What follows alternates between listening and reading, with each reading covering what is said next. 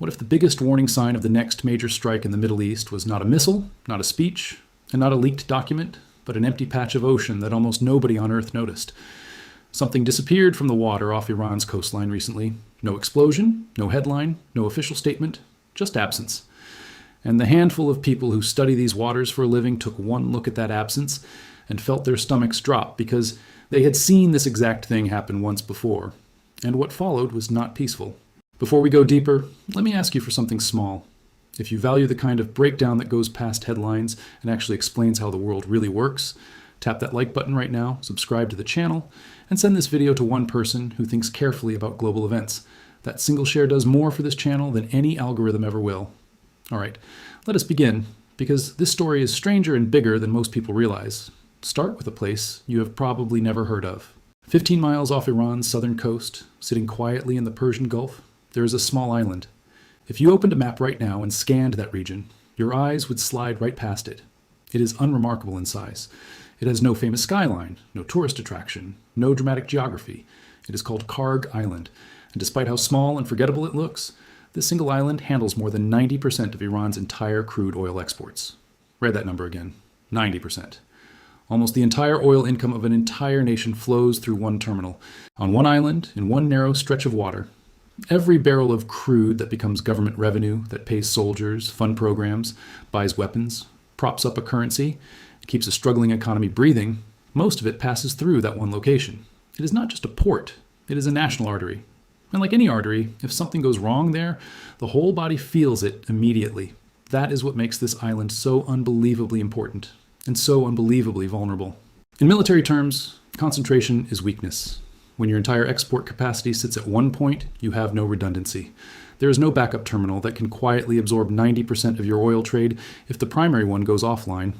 Everyone in the region knows this. Iran knows it, Israel knows it, the United States knows it, analysts know it, and that shared knowledge turns Kharg Island into one of the most closely watched pieces of real estate on the planet. Now, picture what it looks like on a normal day. Supertankers arrive, they wait at anchor, they take their turn. At the loading terminals, they fill up with crude. Then they sail away toward buyers in Asia. Behind them, more ships wait. Some of those waiting ships are empty, sitting idle with nothing in their tanks, just holding position until a slot opens up. That is the rhythm. Arrive, wait, load, leave. Over and over, day after day, month after month. It is boring, it is predictable. And that predictability is exactly what makes any change in the pattern so revealing.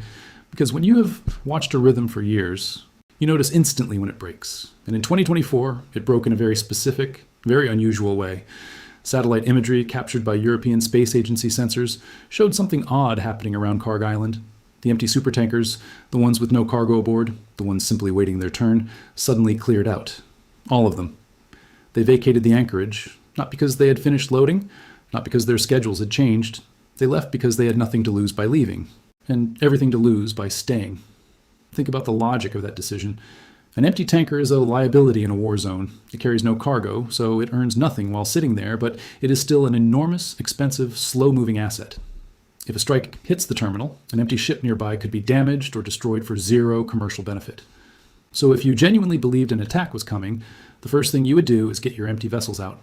You would keep the loaded operations running as long as possible because that is where the money is, but you would remove every ship that did not absolutely need to be there.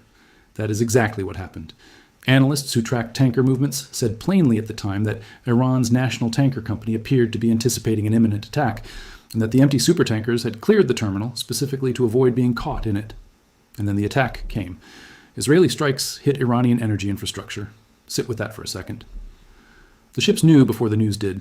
Not the ships themselves, obviously, but the people commanding them.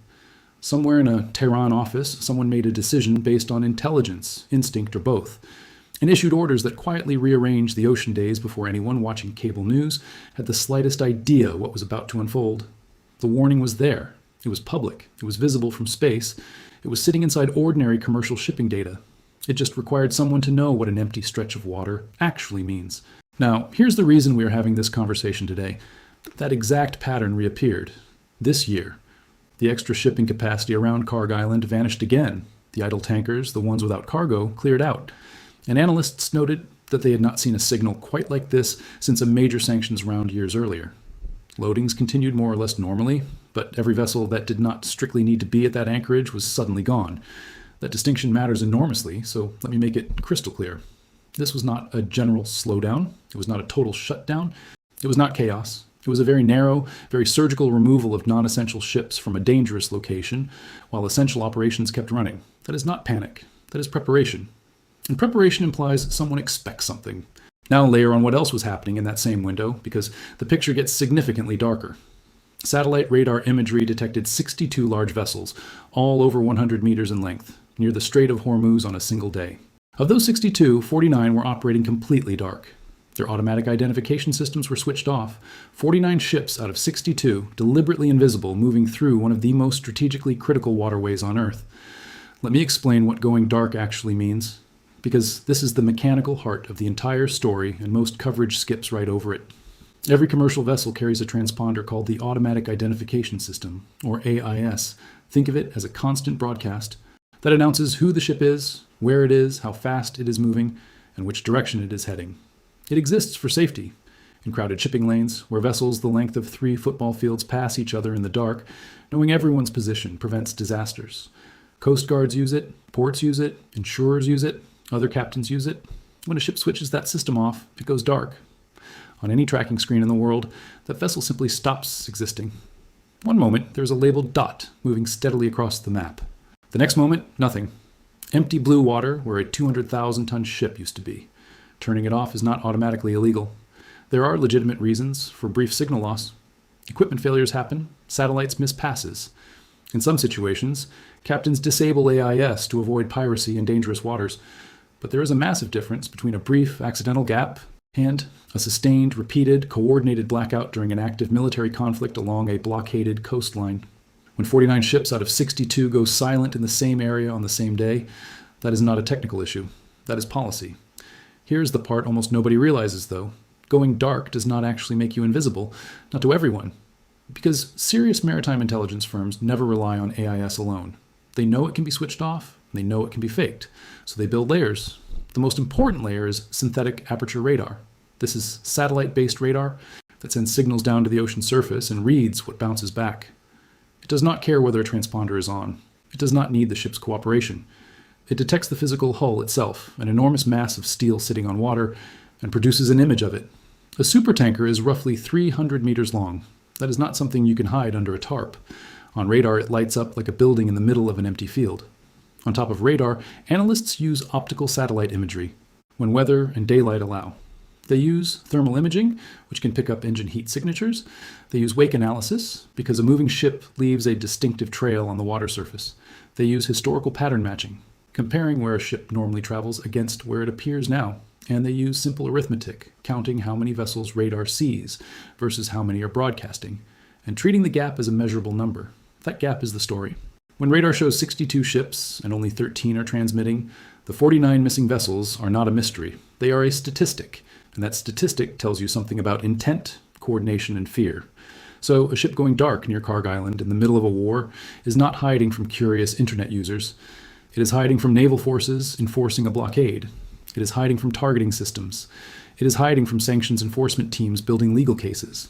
And increasingly, it is losing that fight because the technology watching from orbit has advanced faster than the tactics designed to evade it. If you are still with me, you are clearly not the kind of person who settles for surface-level news, and I genuinely appreciate that. So do me one favor before we go further. Drop a single word in the comments right now, the name of the country you're watching from. I want to see how far this story travels. And if this breakdown has already taught you something you did not know, that like button is right there, and it takes 1 second. Now let us get into the part that shocked me most. Because Iran's dark fleet does not just vanish once and reappear somewhere obvious. The behavior is far more organized than that. And once you see the pattern, you cannot unsee it. Analysts documented dozens of vessels belonging to Iran's national tanker company, ending a sustained period of dark activity at almost the same moment. All of them switched their transponders back on together. They stayed visible for roughly 3 days. Then, about 48 hours later, the overwhelming majority of that same fleet went dark again, simultaneously, as a single coordinated group. Stop and think about what that requires. Dozens of ships, scattered across thousands of miles of ocean, all switching visibility on and off in near unison. That does not happen by accident. That does not happen because individual captains independently made the same choice on the same day. That happens because orders came down from a central authority, timed deliberately, probably to satisfy some external requirement, complete some verification window, or create a specific impression before the fleet returned to its normal invisible state. That is fleet scale coordination. That is a national operation, not a collection of rule-breaking ship owners. Now let me show you what this looks like at the level of one individual ship, because the details are almost cinematic. There was a tanker called Starla. On the 9th of July, it left an anchorage and stopped broadcasting its location entirely. It vanished. For 10 full days, there was no position data, no heading, no signal, nothing. As far as public tracking systems were concerned, that ship did not exist. Then, on the 19th of July, it reappeared near Malaysia. And it was not just sailing. It was conducting a ship-to-ship transfer with another tanker. Out in open water, far from any port, oil was being moved from one hull to another with no official record of the exchange. 2 days later, on the 21st, the Starla popped back onto public tracking, loaded with Iranian crude, calmly heading back toward the same anchorage it had disappeared from in the first place. One vessel, 10 days completely invisible. A covert cargo transfer in the middle of the sea. Then a casual return to the starting point, as though nothing unusual had occurred at all. And here is the crucial point. The transfer is the entire trick. Ship-to-ship transfers at sea are how sanctioned oil gets laundered. Crude that was loaded in Iran gets moved onto a different vessel with different paperwork, a different flag, and a different declared origin. By the time it arrives at a buyer's port, the documentation says the oil came from somewhere else entirely. The physical barrels are identical. The paper trail is fiction. And that fiction is what allows the oil to be sold, insured, and paid for. This was not a one-off. On a single day in late July, 3 separate tankers, all carrying Iranian crude, transited the Singapore Strait, arrived at a specific anchorage area, and then all 3 simultaneously stopped broadcasting their positions. 3 ships. Same day. Same disappearing act.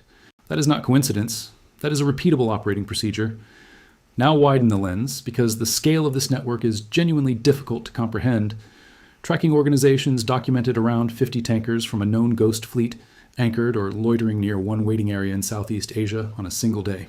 50 vessels in one zone operating with what observers described as near total impunity. On that same day, at least 46 additional tankers loaded with Iranian oil were identified operating along Iran's own coastline. Add those together, and you are looking at close to 100 ships involved in one interconnected system, stretching from the Persian Gulf across the Indian Ocean into Southeast Asian waters. This is not smuggling in the traditional sense. This is a parallel shipping industry. It has its own vessels, its own routes, its own transfer points, its own insurance arrangements, its own paperwork factories, and its own operational security procedures. The volumes are equally staggering. Over a recent period, analysts tracked at least 29 separate Iranian oil and petrochemical loadings, 12 of which came directly from Kharg Island. On one single day, satellite imagery showed 3 very large crude carriers loading Iranian crude at Kharg simultaneously. The combined volume was estimated at roughly 6 million barrels. 6 million barrels moving through one terminal in one sitting in the middle of an active conflict under an active blockade, while much of the fleet involved was busy pretending to be somewhere else. And that pretending has become far more advanced than simply switching off a transponder. Analysts identified a new evasion technique they described as asymmetric anchor swing spoofing. The name sounds technical, so let me translate it into plain language, because it is honestly one of the most clever deceptions I have come across. When a ship sits at anchor, it does not stay perfectly still. It swings gently around its anchor point as currents and wind shift. That swinging creates a very recognizable pattern in position data, a slow arc back and forth. Anyone reviewing tracking data sees that pattern and immediately concludes, correctly, that the ship is anchored and idle. So Iranian-linked vessels began broadcasting fabricated AIS data that mimics exactly that pattern. The signal shows a ship sitting quietly at anchor, swinging naturally, doing absolutely nothing interesting. Meanwhile, in physical reality, that same ship is docked at Kharg Island, actively loading crude oil. That is not going dark. That is something far more aggressive. Going dark is silence. This is a lie. It is the difference between refusing to answer a question and confidently giving a false answer designed to be believed. And a convincing lie is far more dangerous than silence, because silence draws suspicion, while a plausible false signal draws none at all. Building that requires real technical capability. You need to generate realistic position data, model natural drift patterns, and maintain consistency over hours or days. This is engineered deception at a national level, purpose-built to defeat exactly the satellite monitoring systems we have been discussing. That is the sophistication we are dealing with, not desperation, not improvisation, Engineering. Let me pause here for one moment because I think you deserve a straight ask rather than a slick one. Channels like this survive on people who actually care. If you have learned something in the last few minutes that you did not know before, subscribing costs you nothing and tells the platform to show this work to more people who think like you do. And if you know someone who follows this conflict closely, send them this video. That is it. No gimmicks. Let us keep going, because the geography of this story is about to get much bigger. Kharg Island does not exist in isolation. It sits inside a network of maritime choke points, and choke points are where global trade becomes fragile. During the same reporting window, both the Strait of Hormuz and the Bab el-Mandeb Strait, the narrow entrance to the Red Sea, were described as effectively closed to tanker traffic at the same time. That is genuinely rare. These are two of the most important bottlenecks on the planet. Hormuz is the only sea route out of the Persian Gulf. Bab el-Mandeb controls access to the Suez Canal route. Closing either one causes global ripples. Closing both simultaneously reshapes entire trade maps. The consequence was that Iranian crude routing shifted dramatically. In some cases, cargoes were pushed toward the Lombok Strait near Indonesia specifically, to avoid the more heavily monitored Malacca Strait. That detour adds thousands of miles, and every extra mile matters enormously for a dark fleet. Here is why. Time at sea is money, fuel burns, crew costs accumulate, charter rates tick upward, but more importantly, every additional day at sea means more satellite passes overhead, more chances for radar detection, more opportunities for a naval patrol to make contact, and more openings for someone to photograph a ship where it should not be. Distance is exposure. A dark fleet's greatest enemy is time in transit, and geography just forced them to spend far more of it. Meanwhile, the environment these ships operate in is anything but calm.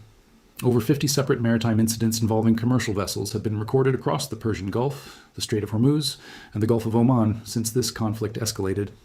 The official threat rating for the Strait of Hormuz sits at the highest possible category, severe. That assessment cites continued attacks, hailing of commercial vessels, drone activity, and targeted surveillance of shipping.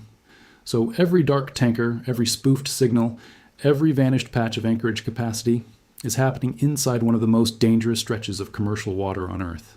And behind all of it, a naval blockade of Iranian ports has been enforced, alongside strikes against Iranian military and maritime assets. Now let us talk about why any of this genuinely matters, because it is easy to get lost in vessel names and satellite jargon and lose the human thread. Iran's economy runs substantially on oil revenue. That revenue funds a government currently engaged in conflict on multiple fronts. Every barrel that successfully reaches a buyer strengthens that position. Every shipment intercepted, every tanker disabled, every route disrupted weakens it. This is not a technical curiosity about shipping data. This is the financial plumbing of a war. The dark fleet is the circulatory system, the blockade is the tourniquet, and everything we have discussed tonight is the ongoing struggle between the two. There is also a human layer people rarely mention. Real crews are aboard these vessels. Often they are not Iranian at all. They are hired sailors from countries with limited economic opportunity, working on aging ships with questionable insurance, in waters rated at maximum threat level, with transponders switched off so that if something goes wrong, nobody knows where they are. Going dark also means going unfindable in an emergency. That is a genuine safety cost, borne almost entirely by ordinary workers who did not make any of these strategic decisions. Now, let me be completely honest with you about certainty, because this matters as much as any dramatic claim. What is confirmed is this. Satellite imagery and published analysis show that extra shipping capacity vacated Kharg Island's anchorage in a pattern historically associated with anticipated attacks.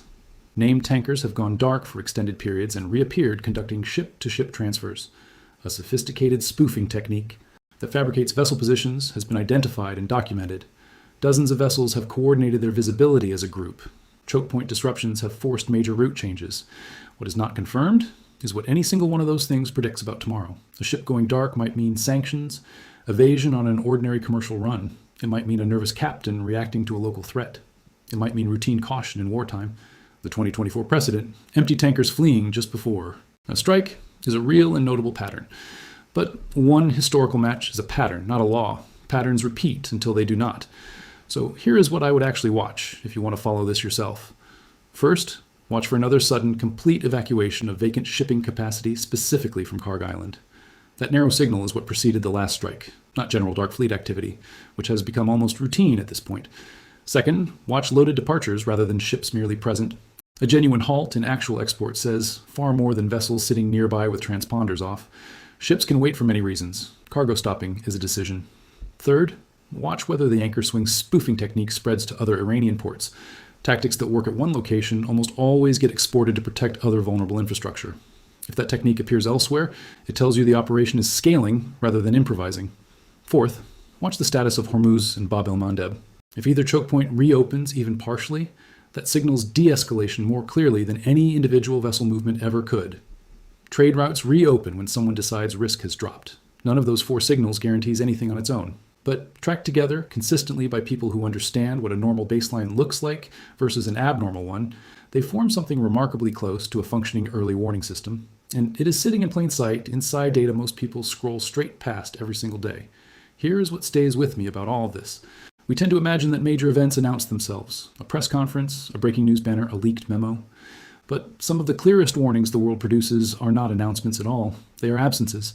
A patch of water where ships used to sit. A transponder that stops transmitting. A rhythm that breaks without explanation. The loudest signal in this entire story is silence.